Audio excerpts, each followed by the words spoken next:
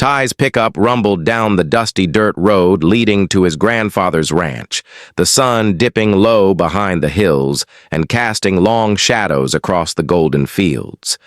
It had been a long trip from the city, and all he wanted was to breathe. The fresh country air, feel the rough bark under his fingertips, and catch up with Grandpa over some strong black coffee. But as he neared the entrance, something wasn't right. A massive silver SUV sat smack in the middle of the narrow access road, blocking the way in completely. The engine was off, the windows rolled up, and there was no sign of the driver anywhere. Ty slowed, his heart pounding just a little faster. He scanned the windshield and spotted a faded parking ticket stuck under the wiper. He frowned. That wasn't his grandpa's style, and it certainly wasn't a local sheriff's. "Hey, who's blocking my road?" Ty called out, stepping closer to the vehicle. The passenger door suddenly creaked open, and a woman in her mid-40s, wearing a crisp white blouse and sunglasses, stepped out briskly. She carried a clipboard and a self-important air that set Ty's teeth on edge. "I'm Karen Tilden," she announced with a tight smile. "President of the Sycamore Estates Homeowners Association. This road is now part of our community's easement. You're blocking public access." Ty blinked, confused. "No, ma'am. This is private property. Grandpa's owned this land for over 50 years. This road is our only way in." Karen's eyes narrowed, and she gestured around like she owned every inch of the place. "We're expanding our jurisdiction. Easements have been updated. You'll have to comply with HOA rules." Ty's grip tightened on his phone. He reached out to call Grandpa when a gravelly voice interrupted from behind. "Let her talk, Ty." Grandpa stood slowly on the porch, holding his coffee mug steady despite the tension. His weathered face was calm, but his eyes were sharp, watching, assessing.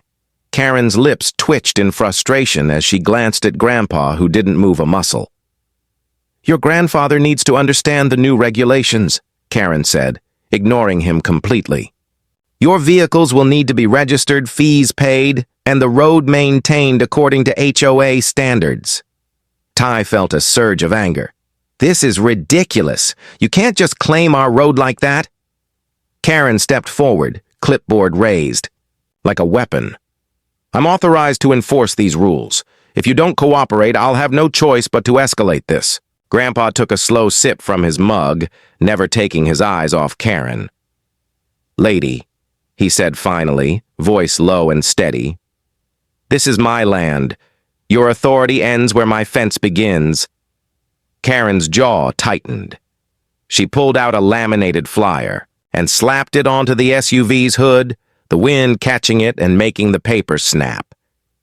"This is the new HOA easement map," she said. "You're inside the boundaries. You have to listen." Ty bent to pick up the flyer, squinting at the map, filled with jagged lines and small print. Something felt off, but he didn't know what yet.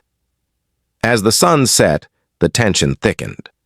Karen climbed back into her SUV, started the engine, and revved it deliberately to send a message.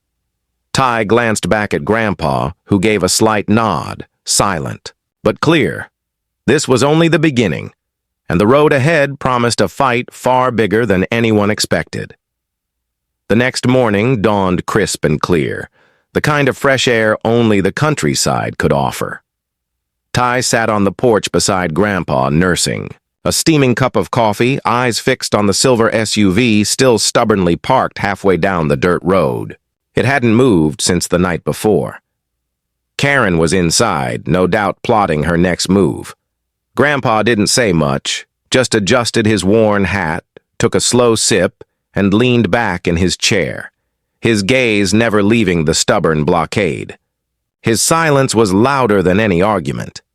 Ty had called his city lawyer friend overnight, who confirmed what Grandpa already suspected. The old deeds on the property and road were airtight. But Karen seemed ready to ignore all that. Minutes turned into hours.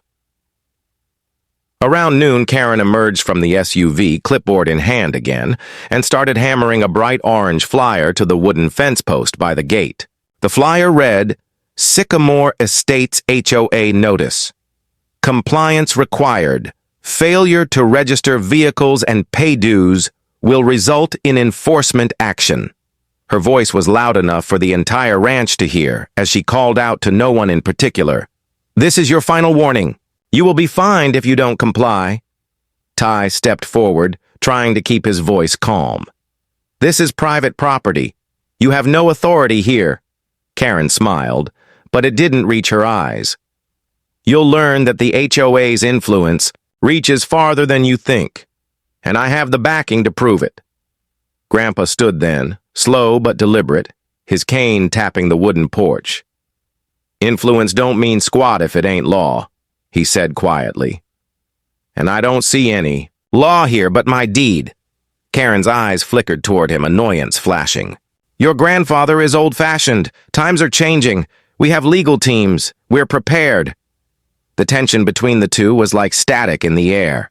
Karen's SUV engine started again, this time idling loudly, a challenge in itself. Slowly, she shifted the vehicle forward and then back, carefully inching to block the narrow dirt road completely. Ty's stomach tightened. This was deliberate, a power move. Around mid-afternoon, a delivery truck arrived, slowing carefully at the blockade. The driver honked, then rolled down his window. Ma'am, could you move your vehicle? I need to get through. Karen stepped out, folding her arms. Not until the HOA regulations are accepted. The delivery driver shook his head, sighed, and turned away. Ty glanced over at Grandpa, whose eyes narrowed. The old man pulled his phone from his pocket and began recording. Karen's every move. I'm going to install cameras, Ty said. If she wants a war, she's going to get one she can't deny. Grandpa nodded approvingly. Smart. We'll catch everything. As dusk approached, the mood darkened further. Karen took out her phone and dialed. Ty heard snippets of her loud conversation, words like legal team, property dispute, and escalation floated on the wind. From his spot on the porch, Grandpa took another slow sip of coffee and muttered, She's gonna bring the thunder. Ty felt the weight of those words. This quiet ranch, this private road, once a place of peace, was now the front line of a battle far bigger than cones or parking tickets. It was about power, territory, control, and Karen was just getting started. The morning sun filtered through the old oak trees, casting dappled shadows over the dusty dirt road that still bore the unmistakable mark of Karen's silver SUV. But this time, the blockade was no longer just a test of wills. It had become a legal battlefield. Inside the ranch house, Grandpa shuffled through a battered leather briefcase, pulling out yellowed, crinkled papers with a reverence that only decades of history could earn. He handed them carefully to Ty, who scanned the pages with growing disbelief. See this? Grandpa said, voice low but firm. County deed number 43218. Filed 50 years ago, says right here. Easement granted exclusively for use by owner, and heirs for ingress and egress. Means this road belongs to us. Nobody else. Ty nodded slowly, the weight of that fact settling on him like a stone. So Karen's easement map is bogus? Grandpa's eyes twinkled. More like a shot in the dark. Determined to have concrete proof, Ty drove into town to the county assessor's office. He sifted through dusty archives, printing out official land titles and boundary surveys. With each page, the story became clearer. Karen's HOA claims had no legal footing on this stretch of land. Meanwhile, back at the ranch, Karen was not idle. She had called a community meeting, an aggressive show of force, right at the boundary, fence that separated her subdivision from Grandpa's land. Armed with copies of her easement map, she rallied a small group of neighbors, some unsure, some angry, and some curious about the sudden land dispute. Ty approached cautiously, clutching the newly acquired deeds. Karen, he called out, voice steady despite the knot in his stomach. Look at this. Grandpa owns the road. You're trespassing. Karen laughed, sharp and cold. You think some old papers can stop progress? This area is changing fast, and the HOA has a vision. You'll have to get used to it. Ty held out the deed for the crowd to see, feeling eyes flick between the crumpled legalese and Karen's confident smirk. A few neighbors whispered nervously. Some started questioning Karen's authority for the first time. Then came Karen's chilling reply. "We'll see what the sheriff says when we bring this to court." That sentence hung in the air like a guillotine blade. Could the law really side with her? Was Ty prepared for a legal fight that could last months or even years? Grandpa stepped forward, voice steady, cutting through the tension. "This land's been ours since before that subdivision was even a dream," he said, "and I intend to keep it that way." Karen's eyes flicked toward him, lips pressed thin. The silent standoff lingered, broken only by the soft rustle of the wind and the occasional creak of the gate. As the crowd slowly dispersed, Ty felt the first true chill of the fight ahead. The quiet ranch road was no longer just a driveway, it was a battleground. The morning fog clung low over the ranch, veiling the dirt road in a mist that made everything seem both eerie and expectant. Ty stood by the gate, heart pounding, watching the familiar silver SUV still parked defiantly in the middle of the path. Karen sat inside, her arms crossed, sunglasses hiding her eyes, waiting for what she thought would be the final showdown. Moments later, the distant wail of sirens sliced through the quiet air. 2 patrol cars rolled slowly up the lane, their tires crunching on gravel. The deputies stepped out, professional but curious, scanning the scene before them. Ty stepped forward, holding the stack of deeds and surveys in his hand. "Officers, I'm Ty Bennett. This is my grandfather's property. Karen Tilden, the woman in the SUV, is illegally blocking our private access road." Karen pushed open her door, stepping out with the confidence of someone who believed the law was on her side. "This road is now under HOA jurisdiction," she declared, waving her laminated easement map like a badge of authority. "I called you because they're refusing to comply." Deputy Martinez took the deeds from Ty and examined them carefully. Deputy Ellis paced around the SUV looking for signs, boundary markers, fences, any indication of ownership. After a tense few minutes, Martinez spoke, voice calm but firm. "Mr. Bennett, these documents show that you have an exclusive easement for this road. It's clearly marked and registered with the county." Karen's jaw tightened. "Those are outdated. The HOA has updated boundaries approved by the city council." Ellis shook his head. "We've checked with the city records as well. No changes have been made. Your claim doesn't hold up." Karen's expression hardened. "I'm the HOA president. I have the right to enforce these rules." Deputy Martinez raised a hand to halt the escalating argument. "Ma'am, this isn't about who you say you are. It's about property rights and the law. Blocking a private road with no legal claim is trespassing." Karen's eyes flashed with frustration. She glanced at her SUV, then back at the officers. In a sudden move, she pulled out a thick chain and padlock from her car and secured the vehicle to a nearby wooden stake, locking it in place. "I'm not moving until this is settled," she declared loudly. "You'll have to tow me." Ty felt the tension spike. This was turning from a legal battle into a standoff. Grandpa, who had been watching silently from his porch, stepped down slowly, his gaze cold and steady. "Lady, this ain't how things—" "Get settled out here," he said, voice low and steady. Karen ignored him, storming back to her car. The deputies exchanged looks, knowing the delicate line they walked between law enforcement and neighborhood disputes. "We'll have to arrange a tow," Deputy Ellis said to Karen firmly. "In the meantime, you can't block the road like this." Karen's eyes narrowed dangerously. "Try to tow me, and I'll sue for harassment." Ty's pulse raced. The quiet ranch road was now a battleground, with every move watched and weighed. Grandpa returned to the porch, took a long sip of coffee, and muttered, "She's dug her heels in deep. Time to call in some help." Ty felt the weight of those words. The fight wasn't just about a road anymore. It was about standing firm in the face of escalating madness. The calm before the storm was gone. The sun had climbed high overhead, its heat bouncing off the dry earth as the wail of a tow truck's engine echoed down the ranch road. Ty stood beside Grandpa near the gate, watching the approaching vehicle with a mix of hope and unease. Karen sat inside her locked SUV, arms crossed, eyes hidden behind dark sunglasses, like a general preparing for battle. Her defiance was palpable. The tow truck driver, a burly man with a weathered cap, pulled up and climbed down, his eyes flicking toward the locked SUV chained to the wooden stake. "Well, this ain't your usual towing job," he muttered, scratching his beard. "Looks like a real mess." Ty approached cautiously. "She's blocking our private road without legal right. We want it moved." The driver nodded and started to unhook the chains, but Karen's voice cut sharply through the tension. "Stop!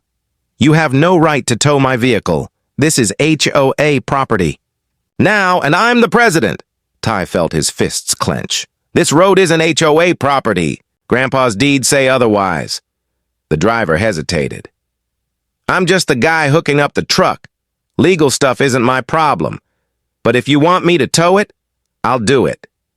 Karen stepped out again, pacing angrily. She took out her phone and started filming, muttering about harassment and illegal towing. Ty's phone buzzed. It was his lawyer. "We have a green light to proceed. Karen's claims are invalid, and trespassing enforcement is supported. Proceed carefully." With renewed confidence, Ty gave the nod. The driver pulled out heavy-duty cutters and began slicing through the chains.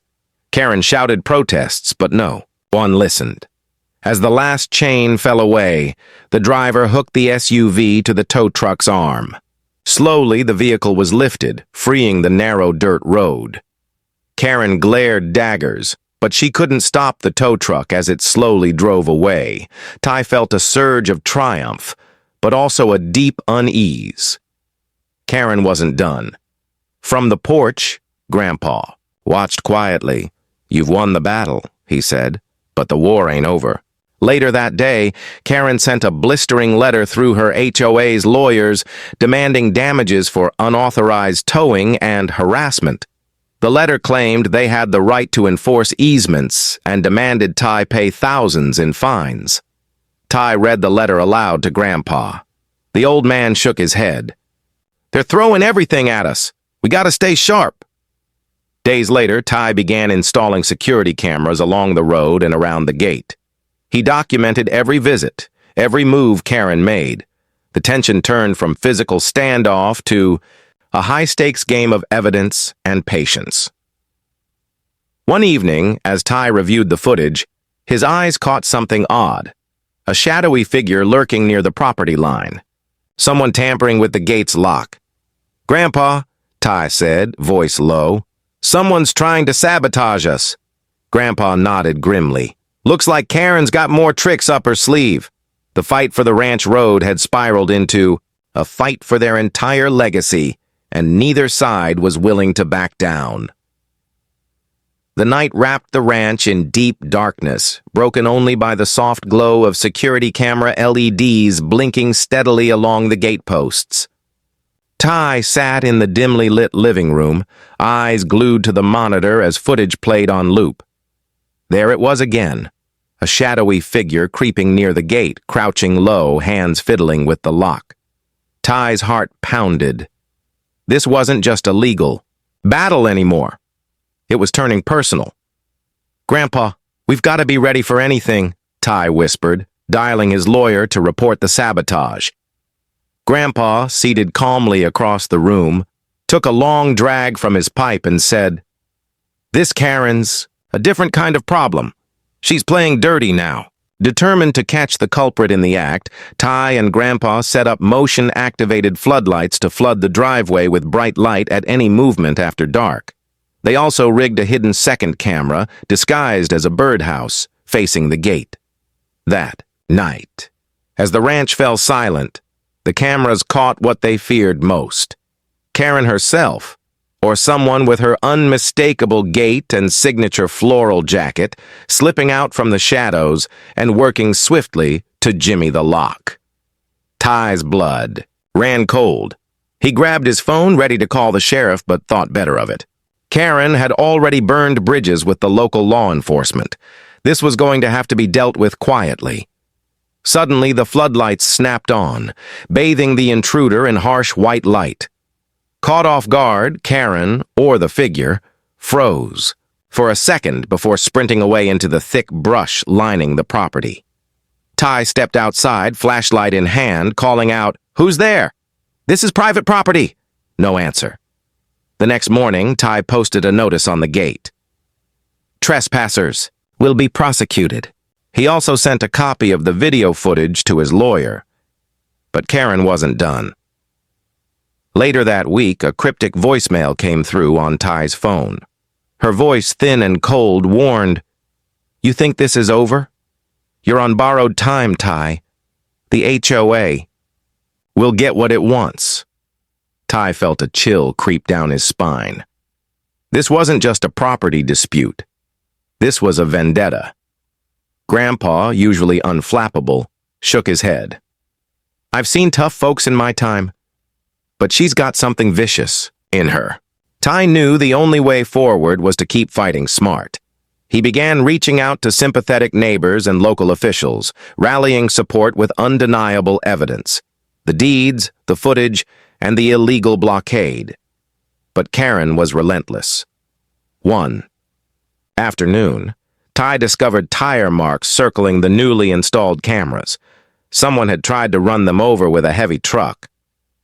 The message was clear. Karen wasn't just blocking a road anymore. She was trying to erase the evidence. Ty looked over at Grandpa. "This is war." Grandpa nodded. "And in war, you gotta be ready to defend every inch." As dusk settled over the ranch, the two men sat silently, watching the last light fade. The battle for the ranch road had become a high-stakes game of cat and mouse, and neither side was ready to quit. Ty woke to the sound of pounding footsteps on gravel outside his door. Rushing to the window, he saw a small group of neighbors gathered, holding coffee cups and determined expressions. Word had spread. Karen's attempts to strong-arm the ranch. Owners had rallied more than just legal allies. The community itself was waking up. Mrs. Delgado, who lived 3 houses down, spoke first. "We've seen what Karen's doing. She's dragging the whole neighborhood into chaos with her selfish games." Another neighbor, Mr. Patel, nodded. "It's time we stand together. We can't let one person bully us all." Ty felt a surge of hope. For weeks, the fight had felt lonely and isolating, but now support was growing. Grandpa appeared behind him, eyes twinkling with approval. Good to see folks ready to back what's right. The neighbors agreed to form a coalition to attend the next HOA meeting, armed with evidence and testimonies. But Karen had a plan of her own. That afternoon, Ty received an anonymous tip. Karen was preparing a surprise legal counterattack, a motion to declare the entire road private HOA property, backed by a falsified survey. The clock was ticking. Ty and Grandpa spent long hours poring over old maps, county records, and legal documents, preparing their defense. The day of the HOA meeting arrived, the community center buzzing with nervous energy. Karen entered with the swagger of someone used to controlling the room, but this time she was met with a sea of determined faces. Ty stood at the front, presenting the undeniable proof: original deeds, expert surveys, and the now famous security footage of Karen's blockade and sabotage attempts. Karen's face tightened with every word. When it was her turn, she tried to dismiss the evidence as technicalities, but the community wasn't buying it anymore. Whispers filled the room as neighbors shared stories of similar HOA harassment. Then, just as Karen tried to regain control, the HOA lawyer announced an unexpected development. "Due to recent revelations," he said, "the board has decided to suspend all enforcement actions regarding the disputed road until a full independent survey is conducted." Gasps and murmurs filled the room. Karen's jaw dropped, eyes wide with shock. Ty felt his chest swell with relief, and something else. The fight wasn't over, but the tide was turning. As the meeting adjourned, Mrs. Delgado pulled Ty aside. "Whatever happens next," she said. "We've got your back." Outside, Grandpa clapped Ty on the shoulder. "Sometimes winning means getting others to see the truth. You did good." But as Ty looked back at the emptying hall, he couldn't shake a lingering unease. Karen was defeated today, but her next move was anyone's guess. The ranch road might be safe for now, but the real battle was just beginning. The days that followed the HOA meeting were strangely quiet. The tension that had gripped the neighborhood seemed to loosen, if only a little. Ty thought maybe, just maybe, the nightmare was over. But Grandpa wasn't so sure. "Watch your back," he warned. "People like Karen don't disappear. They just wait for the right moment." One late afternoon, as Ty was working in the barn, his phone buzzed with an incoming call from an unknown number. "Curious," he answered. "Ty," a voice whispered urgently. "It's me. Karen." Ty's breath caught. "What do you want?" he asked cautiously. There was a pause, then Karen spoke, her voice softer, almost vulnerable. I've been bluffing. The HOA's been pushing me hard and I didn't know what else to do. But you and your grandpa? You've got rights. I'm ready to back down." Ty stared, disbelief flooding in. After weeks of conflict and sabotage, Karen was suddenly offering peace. He hesitated, then asked, "Why now?" "Because I saw what the community thinks, and I don't want to lose everything," she said. "Let's talk. Figure this out before it gets worse." Ty wasn't sure if it was a trap or a genuine olive branch, but Grandpa, ever wise, nodded. Sometimes the fiercest storms bring the calmest skies. They arranged a meeting at the county office under neutral ground. When Karen arrived, she looked different. No longer the hostile HOA president, but a woman burdened by pressure and fear. Ty and Grandpa listened as she explained the HOA's internal struggles, the power plays, and how she'd been caught in the middle. By the end of the meeting, an agreement was drafted. The road would remain in the Bennett's control, with HOA members granted respectful access rights, and Karen would step down as HOA president. Word spread quickly, and the neighborhood sighed in relief. Ty realized the fight had been bigger than just a road. It was about respect, community, and standing up to unjust power. Weeks later, as the sun set over the quiet ranch, Ty stood by the gate with Grandpa. The road was open, clear, and peaceful once again. But Ty couldn't help but smile, knowing they had won more than just a battle. They had reclaimed their legacy. And Karen? She quietly moved away, leaving behind a neighborhood forever changed.